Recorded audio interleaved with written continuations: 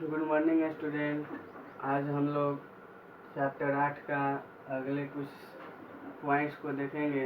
हम लोग संक्रामक बीमारी में 1 नंबर पढ़ चुके थे हैजा। अब दूसरे नंबर हम लोग निमोनिया देखेंगे, ठीक है। तो निमोनिया जो रोग है ना, ये भी एक संक्रामक रोग है जो फेफड़े से संबंधित होता है और इसमें 2 जीवाणु भाग लेते हैं, स्ट्रेप्टोकोकस न्यूमोनी और हीमोफिलिस इन्फ्लुएंजी नामक जो होते हैं ना 2 जीवाणु मुख्य रूप से इसमें भाग लेकर फेफड़े को प्रभावित करते हैं, जिससे फेफड़ा में क्या होता है, एक प्रकार का तरल पदार्थ भर जाता है, जिससे सांस लेने में बहुत कठिनाई होती है और रोगी को काफ़ी परेशानी होती है। ये न्यूमोनिया जो होता है ना, ये 2 तरह का होता है। एक ब्रांको न्यूमोनिया होता है और दूसरा आपका लोब्यूलर न्यूमोनिया होता है। ब्रांको न्यूमोनिया जो है ना, ये बच्चों में होने वाला रोग है। जो छोटे बच्चे होते हैं 5 साल या 5 साल से नीचे के, उनमें ज़्यादातर ये रोग होता है और उसमें भी बच्चे को श्वसन की क्रिया में क्या होती है, तकलीफ होती है। उसी तरह से जो लोब्यूलर न्यूमोनिया है, ये बड़ों में यानी जो वयस्क व्यक्ति होते हैं, जो 5 साल से ऊपर हो जाते हैं और भी ज़्यादा में वयस्क, हर प्रकार से वो बड़े आदमी हो, परिपक्व आदमी हो, तो उसमें ये होने वाला रोग है। अब जो है ना इसका लक्षण, तो न्यूमोनिया का लक्षण क्या है, तो सिर दर्द होता है, छाती में दर्द होता है, श्वसन की क्रिया जो होती है नॉर्मल ना होकर काफ़ी असामान्य हो जाती है, तेज हो जाती है। खांसी के साथ जो होता है ना श्लेष्मा युक्त बलगम आने लगता है। छाती जो होता है फूल जाता है। शरीर जो होता है अचानक ठंडा होने लगता है, ठंडा हो जाता है। होंठ जो होता है, ये नाखून जो होता है उस रोगी व्यक्ति का, ये भूरे और नीले रंग का हो जाता है। तो ये सब इस बीमारी के क्या है, लक्षण है। अब इसका रोकथाम क्या है, तो रोकथाम है कि जो रोगी होते हैं, रोगी व्यक्ति, उससे हम लोग को दूर रहना चाहिए, क्योंकि जब वो खांसता है या छींकता है ना, तो उसके मुंह से बहुत तरह के जो पानी के बूंदे होते हैं, डब्स होते हैं, एरोसेल होते हैं, वे वातावरण में मिल जाते हैं और वायु के कारण जो स्वस्थ व्यक्ति उनके संपर्क में जाता है और जाने के बाद उन्हें भी वह रोग ग्रसित कर सकता है। इसलिए उससे हम लोग को दूर रहना चाहिए। 2 नंबर है कि रोगी जो होता है उसके द्वारा जो भी वस्तु उपयोग में लाई जाती है उससे हमें दूर रहना चाहिए, बचना चाहिए। जैसे में आपका है बर्तन है, कपड़ा है, उसका बिस्तर है, हर तरह से हम लोग को बचकर रहना चाहिए। आगे है कि इससे बचने के लिए हमें कुछ प्रतिजैविक का उपयोग करना चाहिए। इस प्रतिजैविक में बहुत तरह के हैं, जैसे आपका टेट्रासाइक्लिन है, बेंजाइल है, एरिथ्रोमाइसिन है, पेनिसिलिन है और भी बहुत तरह के हैं प्रतिजैविक, जिसका उपयोग करके इस बीमारी से हम लोग बच सकते हैं। तो ये आपका हुआ न्यूमोनिया। अब हम लोग दूसरा देखेंगे।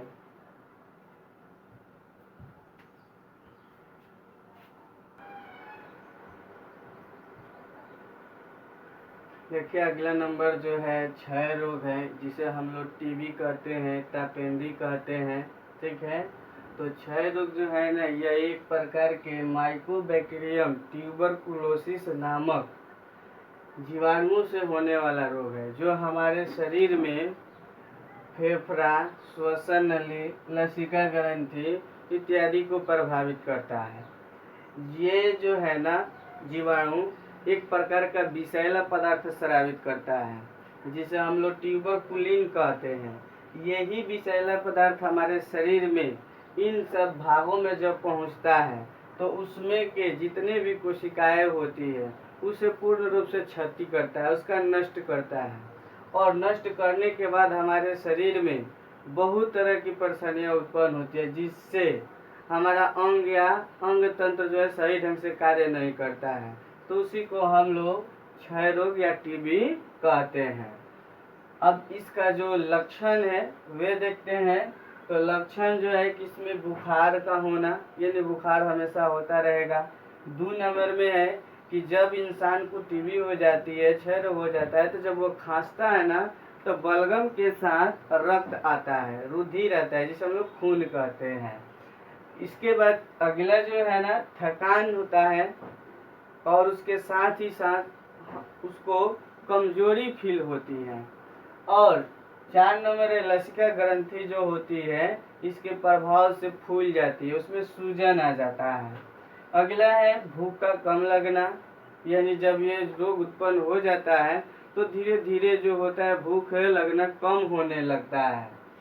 फिर उसके बाद इसमें वजन की कमी होने लगती है। तो जब इंसान खाएगा ही नहीं तो उसका ऑटोमेटिक है कि शरीर जो है कमजोर होता जाएगा और वह हल्का होता जाएगा, उसके वजन में कमी आने लगेगी। इसका रोकथाम क्या है? तो सबसे पहले कि जो रोगी होता है उसको इधर उधर थूकने से रोकना चाहिए, उसको कहीं भी थूकने नहीं देना चाहिए। नहीं तो अगर वह थूकता है तो उसके थूक के द्वारा ही ये जो जीवाणु होते हैं वातावरण में फैल जाते हैं और फिर वे जब स्वस्थ व्यक्ति के संपर्क में आता है तो फिर उसमें भी ये होने की खतरा जो है बढ़ जाती है। इसलिए उसको इधर उधर थूकने नहीं देना चाहिए। फिर आगे है कि रोगी के उपयोग के लिए जो भी वस्तुएं हैं उसको अलग रखना चाहिए। यानी रोगी जो है जो भी वस्तु जैसे कपड़ा है, उसके बाद खाने की वस्तुएं है, बर्तन है, रूम है, ये सब उसके लिए स्पेशल होना चाहिए, अलग होना चाहिए। नहीं तो उसके संपर्क में अन्य सदस्य अगर आएंगे तो उन्हें भी होने की संभावना होती है। इसलिए रोगी के लिए स्पेशल हर चीज होना चाहिए। फिर आगे 6 रोगी जो होते हैं इनके लिए उत्तम भोजन की व्यवस्था करनी चाहिए। इनके लिए भोजन जो हो पौष्टिक होना चाहिए, जिसमें हर प्रकार के पोषक तत्व मौजूद हो, जो इनके शरीर को लड़ने के लिए और क्या करे, मजबूती प्रदान करे, इम्यूनिटी क्षमता इनकी बढ़ाए। आगे है कि रोगी जिस रूम में रहता है उस रूम को हमेशा प्रकाशमान यानी वहाँ पर रोशनी होनी चाहिए, हवादार यानी हवा भी होनी चाहिए, यानी हर तरह से स्वच्छ रूम होना चाहिए। फिर उसके बाद है कि अगर जो बच्चा छोटा होता है, शुरू में ही जो बच्चे जन्म लेते हैं तो उनको शुरू के ही कुछ दिनों में उस बच्चे को 6 रोग का टीका लगवा देना चाहिए, जिसे हम लोग BCG कहते हैं, जिसका पूरा फुल फॉर्म है वैसिल क्लेमेंट जूरिन। इसको जब आप लगवा देंगे तो उसमें क्षय रोग होने की जो संभावना है बहुत कम हो जाएगी। तो ये आपका क्षय रोग हुआ। फिर अब हम लोग दूसरे रोग के बारे में जानेंगे।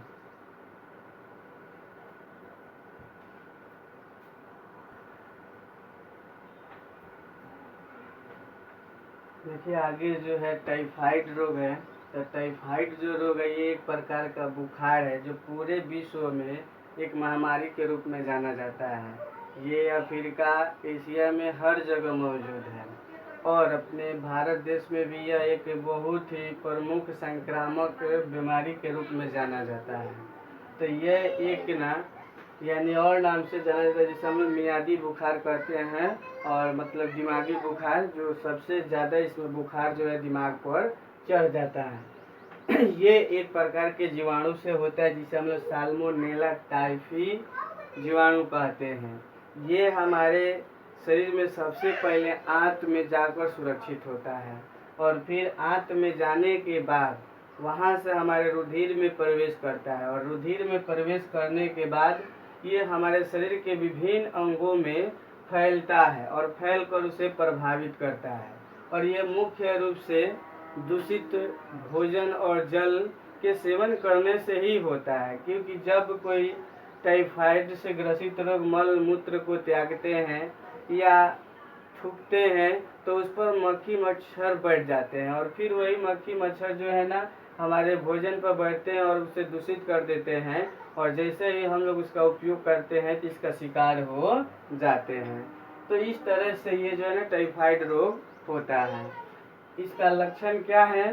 तो रोगी को हमेशा तेज बुखार होता है, कम से कम 1 से 3 डिग्री फ़ारेनहाइट से लेकर 104 डिग्री फ़ारेनहाइट तक होता है। और ये जो रोग बुखार होता है ना प्रति सप्ताह बढ़ते जाता है। पहला सप्ताह में तो काफ़ी तेजी से बढ़ेगा, दूसरा में ऊंच बहुत हो जाएगा, बहुत यानी अधिक हो जाएगा, उसी से तीसरे में थोड़ा सा नॉर्मल होगा, ऐसे करते थोड़ा घटेगा। तो इस तरह से ये इसमें बुखार जो है ना काफ़ी तेज होता है।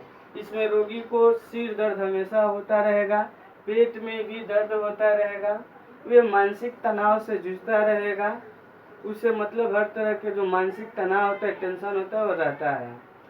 इसका नियंत्रण है कि इसमें जितने भी लोग हैं, चाहे वो स्वस्थ हो या स्वस्थ ना हो, सभी को मिलजुल कर साफ सफाई पर ध्यान देना चाहिए। अगर हम जितना ज़्यादा साफ सफाई पर ध्यान देंगे उतना ही इस रोग से हम लोग दूर रहेंगे। फिर आगे कह रहे हैं कि जो खाद्य पदार्थ है या जल है वे मुख्य रूप से स्वच्छ होना चाहिए, संतुलित होना चाहिए, किसी प्रकार के दूषित नहीं होना चाहिए। इसे दूषित होने से बचाना चाहिए। हमें हर हाल में स्वच्छ भोजन और संतुलित भोजन करना है, दूषित भोजन को त्यागना है, तब जाकर हम इस रोग से बच सकते हैं। 3 नंबर है कि टैब का टीका, यानी टैब एक वैक्सीन है जिसको हम लोगों को लगवानी चाहिए, जो कम से कम 1 से 3 वर्षों तक इस रोग के जो रोगाणु है उसे लड़ने के लिए हमारे शरीर में इम्यूनिटी को पैदा करता है और हम लोग इससे 1 से 3 साल तक सुरक्षित रहते हैं। तो इसलिए इसका टीका हम लोगों को लगवाना चाहिए। आगे है कि टाइफाइड में हमें कुछ दवाओं का प्रयोग करना चाहिए और वह दवा है एम्पिलिसिलिन क्लोरेमफेनिकोल। दवा का अगर हम लोग प्रयोग करते हैं तो इसके ज़्यादा उपयोग करेंगे ना तो ये जड़ से भी खत्म हो सकता है। तो ये दवा जो है ना काफ़ी कारगर साबित होता है।